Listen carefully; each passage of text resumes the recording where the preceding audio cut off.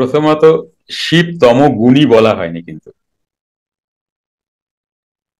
শিব ব্রহ্মা রজগুণী বলা হয় না, ওইভাবে কিন্তু ভেবো না। Good question. এটাকে তুমি যদি স্রেফ শক্তি হিসাবে দেখো, পাওয়ার বা এনার্জি, তাহলে বিষয়টা ধীরে ধীরে ধীরে ধীরে ক্লিয়ার হয়ে আসবে। ধরো একই কারেন্ট, কোথাও 220 ভোল্ট, কোথাও 4,500, কোথাও আরো বেশি। এই যে দেখো, কারেন্ট মানে তুমি এটাকে এনার্জি ধরে নিতে পারো বা পাওয়ার ধরে নিতে পারো।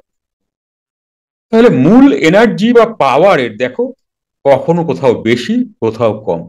আবার দেখো সেই পাওয়ার থেকে, সেই এনার্জি থেকে কোথাও আমরা সেই এনার্জিকে ধরে বাল্ব জ্বালাচ্ছি, কোথাও টিউব জ্বালাচ্ছি, কোথাও সাউন্ড সিস্টেম চালাচ্ছি, কোথাও টিভি চালাচ্ছি।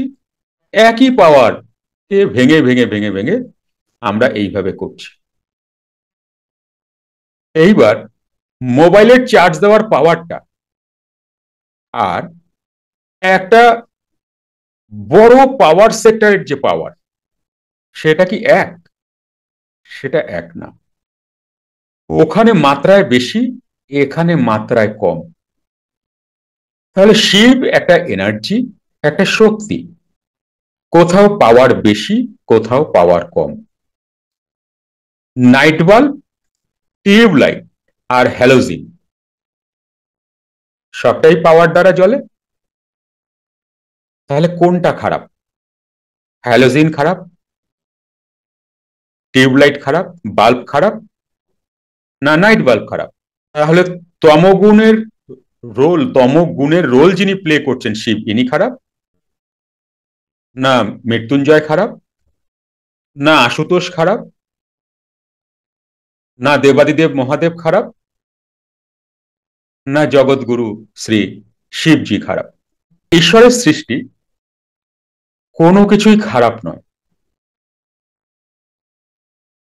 যেমন তমগুণেরও প্রয়োজন আছে, তেমন রজগুণেরও প্রয়োজন আছে, তেমন সত্যগুণেরও প্রয়োজন আছে, তেমন গুণাতীতেরও প্রয়োজন আছে।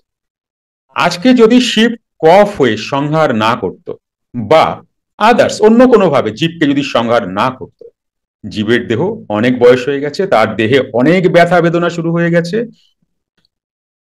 এবার শিব হিসাবে তমগুণী সংহারকর্তা, সে যেভাবেই সংহার করুক না কেন, তাকে যদি দেহ থেকে বার না করে, তাহলে সেই মানুষটির ভালো হবে না খারাপ হবে?